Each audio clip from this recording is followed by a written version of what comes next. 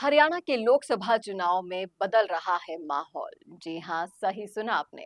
अगर सट्टा बाजार की माने तो हरियाणा की किस सीट पर कौन मार रहा है बाजी और क्या है वहां के आंकड़े, सब कुछ मैं आपको डिटेल में बताने वाली हूँ इस वीडियो में। अगर आप उसी लोकसभा क्षेत्र से आते हैं हरियाणा के तो बताइएगा जरूर कमेंट करके, क्या आपकी राय भी सट्टा बाजार से मिलती है और हरियाणा की 10 सीटों में से किस पार्टी को कितनी सीट मिल रही है। सब कुछ जानने के लिए जुड़े रहेगा आखिर तक मेरे साथ। नमस्कार, मैं हूं चेतना शर्मा। आप देखना शुरू कर चुके हैं राजस्थान संवाद। तो बड़े बड़े नेतागणों का काफी झमेला मेला लगा हुआ है हरियाणा में। कांग्रेस से देखें तो बीजेपी से देखें और दूसरी पार्टियों से भी हर कोई अपनी ताकत इस मुकाबले में झोंक रहा है। और ये मुकाबला अब आर पार का नजर आ रहा है। कुछ ही दिन बचे हैं और हरियाणा में बड़े बड़े धुरंधर नेता प्रचार प्रसार कर रहे हैं। राहुल गांधी से लेकर मल्लिकार्जुन खड़गे तक, यानी कांग्रेस की पूरी फौज भी हरियाणा के मैदान में उतर चुकी है। वहीं भारतीय जनता पार्टी की बात करें तो उनकी फौज भी वहीं उतर चुकी है। नरेंद्र मोदी से लेकर अमित शाह और योगी आदित्यनाथ तक सभी बीजेपी के नेतागण हरियाणा में आकर अपने पैर पसार रहे हैं और अच्छा खासा माहौल बनाने की कोशिश कर रहे हैं। लेकिन ये माहौल बन पाएगा या नहीं, और नहीं बन पाएगा, जाटों की नाराजगी का फायदा कांग्रेस उठा पाएगी या नहीं, तो ये बहुत सारे सवाल यहाँ खड़े होते हैं। हरियाणा में भारतीय जनता पार्टी ने 10 की 10 सीटें जीतने का दम तो भर लिया और उधर कांग्रेस और दूसरी विपक्षी पार्टियों के लिए भी यहाँ पर काफी अच्छा मौका दिखाई दे रहा है। क्योंकि अगर वो नंबर गेम के हिसाब से अपना प्रदर्शन अच्छा कर लेते हैं तो बहुत बड़ा फायदा कांग्रेस और दूसरी पार्टियां ले सकती हैं। वहीं भारतीय जनता पार्टी में 10 की 10 सीट जीतने का जो दावा पेश किया गया है, अगर 10 में से उनके नंबर गेम के हिसाब से सीटें कम होती है तो सबसे बड़ा झटका भी बीजेपी को लग सकता है। लेकिन एक बात तो तय है कि जो राजनीतिक पंडित मान रहे हैं कि 2019 के मुकाबले इस समय लहर बीजेपी की थोड़ी कमजोर नजर आ रही है। जो 2019 में लग रहा था कि 10 के 10 जीत सकते हैं और जीते भी, लेकिन अब लग रहा है कि 10 में अब सेंध लग सकती है, क्योंकि कई सीट पर अच्छी खासी फाइट देखने को मिल रही है।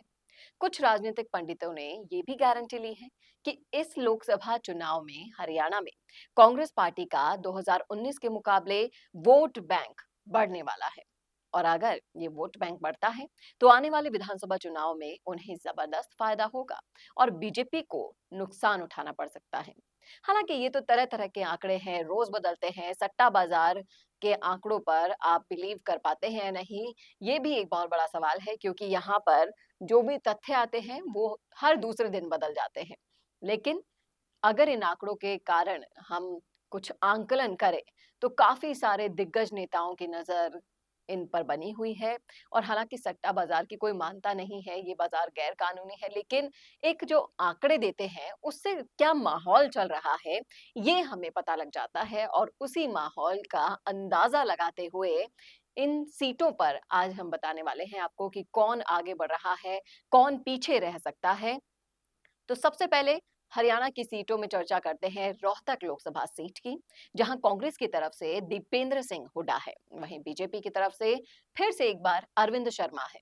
2019 के मुकाबले की बात करें तो इस समय बीजेपी के लिए कुछ मुश्किलें रोहतक में दिखाई दे रही है।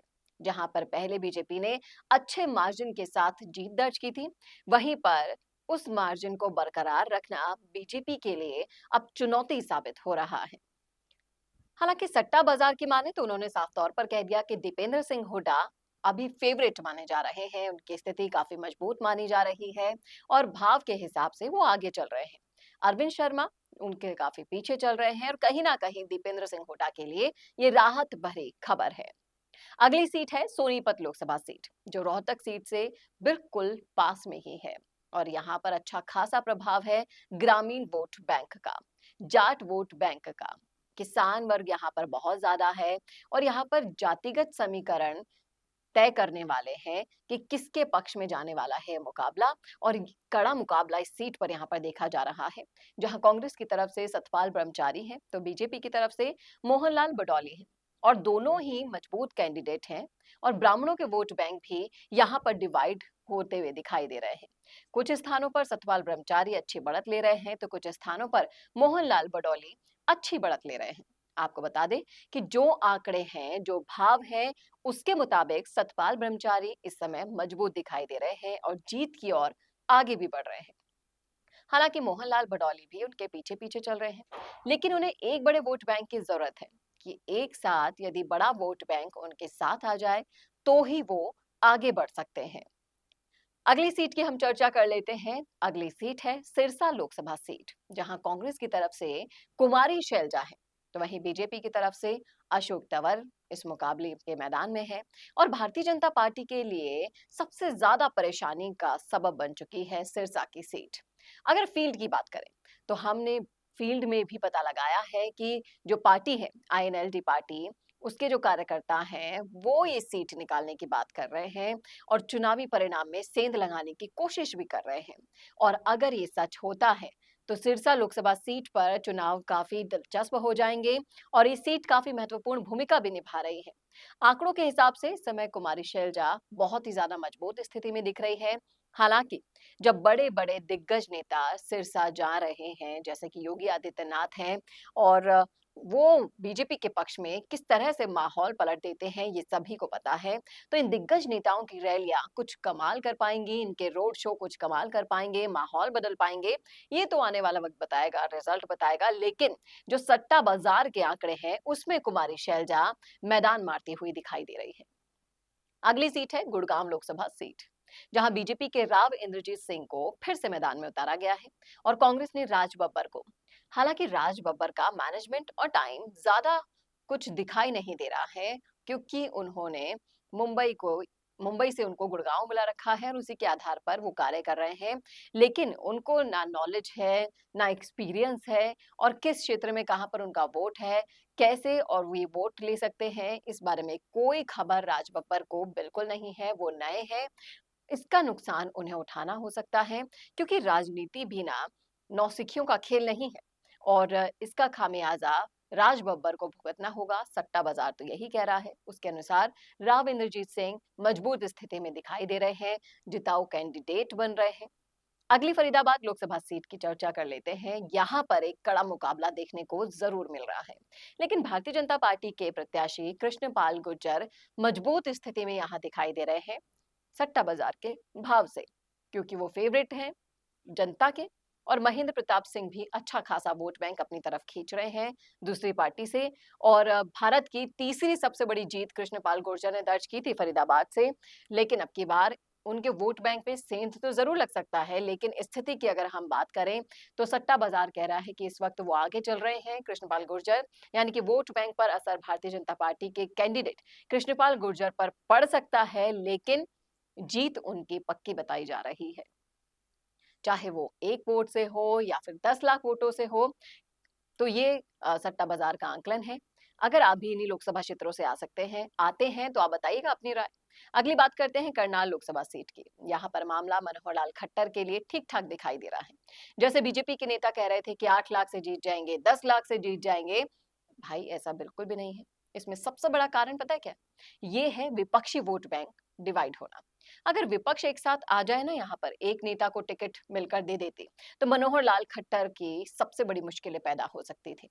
और यहाँ पर वीरेंद्र मराठा भी अच्छा खासा वोट बैंक खींचते हैं, तो बुद्धि राजा भी मैदान में डटे हुए हैं। हाल ही में बुद्धि राजा के लिए सचिन पायलट भी वहां पर गए थे और जो हुजूम वहां पर देखने को मिला था वो वाकई में सोचने पर मजबूर करता है कि खट्टर को इस बार मुसीबतों का सामना करना पड़ सकता है। अगली है कुरुक्षेत्र लोकसभा सीट। यहाँ पर आंकड़े बदलते हुए नजर आ रहे हैं। कभी नवीन जिंदल आगे हो जाते हैं, तो कभी अभय सिंह चौटाला आगे हो जाते हैं, तो कभी सुशील। तो ये जो त्रिकोणीय मुकाबला यहाँ पर बन रहा है, ये ठीक वैसा है जैसा कि राजस्थान में बाड़मेर जैसलमेर लोकसभा क्षेत्र पे बन रहा था। और सियासी समीकरणों के आधार पर यहाँ पर बहुत चीजें बदल रही हैं। जिस तरीके से आंकड़े सामने आ रहे हैं, उस हिसाब से तो सुशील गुप्ता फेवरेट बताए जा रहे हैं जनता के। कुछ कुछ ठीक पीछे उनके नवीन जिंदल चल रहे हैं, अभय सिंह चौटाला चल रहे हैं। और जिस तरह से आप जानते हैं कि सट्टा बाजार में तो आंकड़े रोज बदलते हैं, इन पर यकीन आप नहीं कर सकते हैं, बस एक आंकलन इनको देखकर निकाल सकते हैं।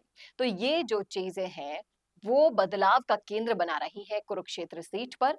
देखिए, जो भी होगा वो तो जनता का फैसला 4 जून को आपको सुनाई दे जाएगा। लेकिन कौन आगे बढ़ रहा है, कौन पीछे बढ़ रहा है, किस हिसाब से, भाव के हिसाब से यहाँ पर लोग चल रहे हैं, प्रत्याशी चल रहे हैं, वो हम आपको इस वीडियो में दिखा रहे हैं। अगर आप भी इन्हीं लोकसभा क्षेत्रों से आते हैं तो बता दीजिएगा, आपकी क्या राय है, आप क्या सोचते हैं? हरियाणा की राजनीति अगर आप समझते हैं तो बताइएगा ज़रूर। अगर नाराज़ वोट बैंक की बात करें तो बीजेपी से खफा वोट बैंक है, वो वोट बैंक बीजेपी के साथ आ जाए तो जयप्रकाश पीछे हो जाएंगे और रणजीत सिंह चौटाला आगे हो सकते हैं। आपको ये भी पता है कि हिसार बड़ा फैक्टर साबित हो सकता है और इसमें आईजेजेपी के प्रत्याशी सुनैना चौटाला भी हैं, जिससे बड़ा इफेक्ट पड़ रहा है।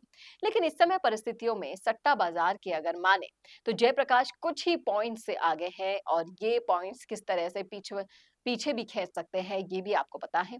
भवानी महेंद्रगढ़ के आंकड़े कुछ अलग ही बोल रहे हैं। इंद्रजीत सिंह का खुला समर्थन धर्मवीर को मिलने के बाद सट्टा बाजार के आंकड़ों की अगर माने तो धर्मवीर सिंह को बड़ा फायदा यहाँ पर मिल रहा है। हालांकि भिवानी महेंद्रगढ़ में ही राहुल गांधी की जो रैली है वो आयोजित होने के बाद हो सकता है कि समीकरण बदल जाए और सियासी समीकरण को बदलते हुए बिल्कुल देर नहीं लगती, ये आपको भी अच्छे से पता है। और इस समय जो धर्मवीर सिंह को फेवरेट बनाया हुआ है सट्टा बाजार ने, वो स्थिति इन रैलियों के बाद पलट सकती है। और जिस तरीके से आगे बढ़ते हैं हम अगली सीट पर, अंबाला लोकसभा सीट की बात कर लेते हैं और बहुत ही इंपॉर्टेंट चुनाव है इस सीट पर भी। यहाँ पर कटारिया बीजेपी की तरफ से है तो कांग्रेस की तरफ से है वरुण मुलाना। हालांकि एक समय की बात करें तो वरुण मुलाना सट्टा बाजार में आगे चल रहे थे, लेकिन स्थितियां पलटी और अब कटारिया आगे चल रहे हैं। उनके सियासी समीकरण अच्छे बनते हुए दिखाई दे रहे हैं, लेकिन इनमें ज्यादा डिफरेंस नहीं है। वरुण मुलाना भी उनके ठीक पीछे चल रहे हैं। अगर कांग्रेस ने वहां पर मजबूत सियासी समीकरण बना लिए तो स्थितियां यहाँ पर पलट भी सकती हैं। और जिस तरीके से आप इन सारी सीटों के बारे में सुनते आ रहे हैं, अगर आप इन सीटों से आते हैं, देख रहे हैं हमारा वीडियो, तो बताइएगा ज़रूर किस तरीके से आपको किसकी बढ़त ज़्यादा लग रही है, किसकी कम लग रही है, किसकी जीत पक्की लग रही है, किसकी नहीं लग रही। क्योंकि ये तो जो हम बातें कर रहे हैं, वो सट्टा बाज़ार के आंकड़ों के अनुसार कर रहे हैं और जिस तरीके से समीकरण रातों-रात बदल जाते हैं राजनीति में, वो किसी को बताने की जरूरत नहीं है। लेकिन कांटे की टक्कर का मुकाबला है, यहाँ पर कोई भी जीत सकता है। 10 सीटों पर जबरदस्त भिड़ंत है। ये तय है कि जो प्रत्याशी अच्छी मेहनत करेगा, मैनेजमेंट करेगा, जनता को लुभाने में सक्सेसफुल होगा, जनता का भरोसा लेने में सक्सेसफुल होगा, वही जीतेगा। आपको कैसा लगा वीडियो कमेंट करके जरूर बताइएगा कमेंट बॉक्स में। और इसी तरह के वीडियोस के लिए देखना ना भूलें राजस्थान संवाद। नमस्कार। कोरोना सोल्टेक क्वालिटी, डेडिकेशन और कस्टमर सेटिस्फेक्शन को प्रायोरिटी पर रखते हुए हर इंडस्ट्री की इलेक्ट्रिसिटी में कॉस्ट सेविंग कराने और उन्हें रिन्यूएबल एनर्जी की ताकत देने के लिए लगातार काम कर रहा है। क्योंकि कोरोना सोल्टेक में हमारा मानना है कि देश के रिसोर्सेज को सस्टेनेबल बनाने के लिए जरूरी है कि हम सबका उसमें बड़ा कंट्रीब्यूशन हो। इसीलिए सोलर प्रोजेक्ट्स की टाइमली डिलीवरी करते हुए एक पार्टनर की तरह आपकी इंडस्ट्री को हम अपडेट करते हैं और हमेशा आपकी सर्विस के लिए तत्पर रहते हुए सोलर एनर्जी का पूरा पोटेंशियल आपको मिले, इसी दिशा में काम करते हैं।